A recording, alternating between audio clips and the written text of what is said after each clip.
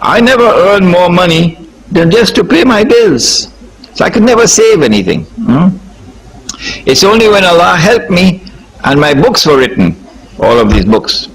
And then I bought my books and I said, let me travel around the world, and if Allah so wills and the books sell, then I might be able to get enough money to buy a little piece of land.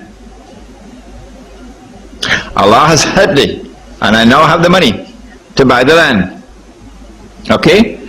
And now I say, maybe Allah will help me, I get enough money to put up a small house, very small house. This is where I am now. So as soon as I have enough means to put up a small house, I'm not renting anymore. Until I have the means to put up the smallest of house, I have no alternative. I have to rent. But I'm in indirect riba. Yes?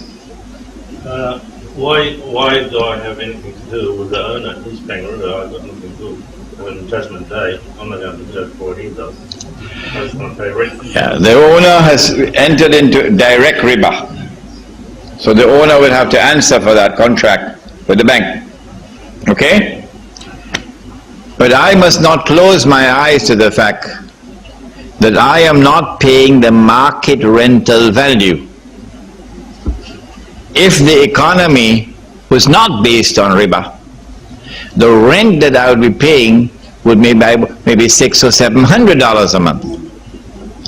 But because the house was bought with a bank loan on interest, the market rental value has gone up.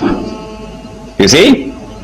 So I have to recognize that I am indirectly in riba, but because I have no alternative, I don't have the means to be able to get a home of my own, even the smallest one, I have to stay with the lesser evil.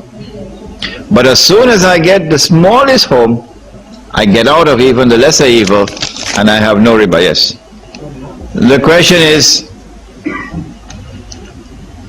in a business transaction you have the possibility of a profit or a loss. In a riba transaction there is no possibility of a loss.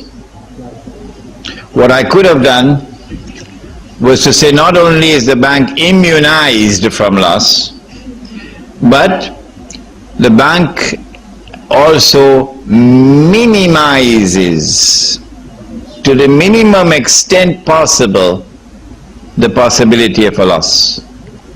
So you have to bring collateral. You have to sign a mortgage.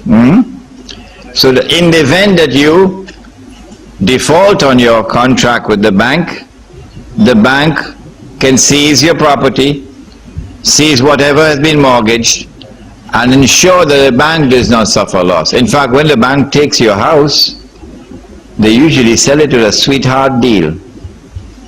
So your bank does not care to sell your house at the market value of the house. And you have to pay the bank whatever is outstanding on the loan, even for the future that you're not using. Even that has to be paid. And then if there's anything left, that you will get. Yes? I think you better use the microphone so that everybody can hear. Is it halal to buy and sell shares in a stock market? At the back of my book on the prohibition of riba in the Quran and Sunnah, the big book, you will see a section in which there are questions and answers. The popularly asked questions. Among them is this question, so you'll see my answer there in that section of the book. A stock market in an economy which is not based on riba is a halal institution. In Islam we have a transaction which is called mudaraba. Excuse me. I have capital, I would like to invest it. You have a business. You manufacture carpets. You import carpets from Iran. You have a shipment of carpets coming for which you have to pay $100,000. instead of going to the bank to borrow the 100,000 to pay, okay, I say to you, I will invest in your business insofar as this shipment is concerned. So I give you the capital, but I am not involved in the business itself. You are in charge of the business. When the carpets arrive, if they are sold, and we make a profit from that, I share with you in the profit. That's called mudaraba. This is about the same principle involved in the stock market, that a business has a certain value and you divide that value into parts and you buy now a part of the business. If the business makes a profit, then you get a share in the profit.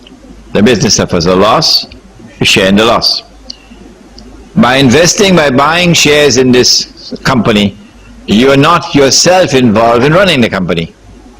You have a shareholders meeting, yes, in which you adopt policies and so on. But you're not involved in the direct running of the business.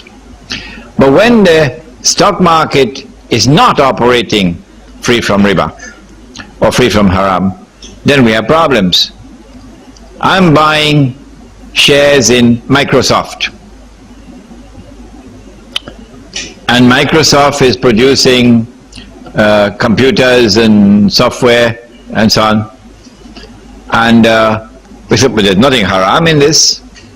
Okay, all right, if we make an examination of all the products and we find there's nothing haram in it, we have to ask ourselves now, is Microsoft borrowing and lending money on interest? If Microsoft is itself borrowing and lending money on interest, then it will be haram for me to invest in Microsoft. If you can find any company in the stock market which is not borrowing or lending on interest, you better look at it very carefully, because it's not going to last for long.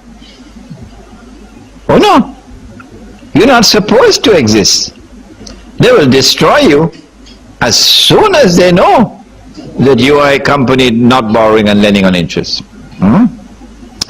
Secondly, you have to look at the product that the company is manufacturing. The company is manufacturing alcohol, and you invest in that company. Then of course the profits or the dividends paid will be haram for you. The third and perhaps most difficult part of all in analyzing today's stock market is that the value of a company,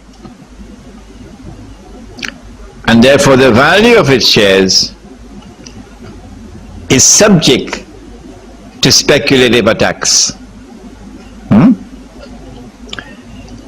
There's something called the grapevine, and news travels through the grapevine. And the reason why we make all these contributions to this political party and that political party, and this fellow running for mayor and this fellow running for municipal councillor, is because we are making investments to get news, information. Information means money in the market. We want access to information. This is called insider trading. The insider trading is what really is reaping all the profits in the stock market. And the rest are only donkeys. They're just donkeys in the market. The rest are there to make the stock market look civilized, look respectable, while the insiders are ripping off the market. Speculative transaction is a transaction in which you buy anticipating that the price would rise. When it rises, you then sell and you make a killing. Or you sell anticipating that the price would fall, and when it falls, you buy back and you make a killing. If your analysis is based on valid economic criteria, valid economic criteria, then there is no hurma in buying, because I believe property prices are going to rise, or there's going to be a greater demand for this or so on, and that's a legitimate profit. But when you're purely speculating, it now becomes a cousin of gambling, and that unfortunately is the stock market today and the currency market today. It is a big Las Vegas all around the world. Okay, I'm sorry this answer had to take so long. You have a question? MashaAllah, come on. How can it be possible to hold that gold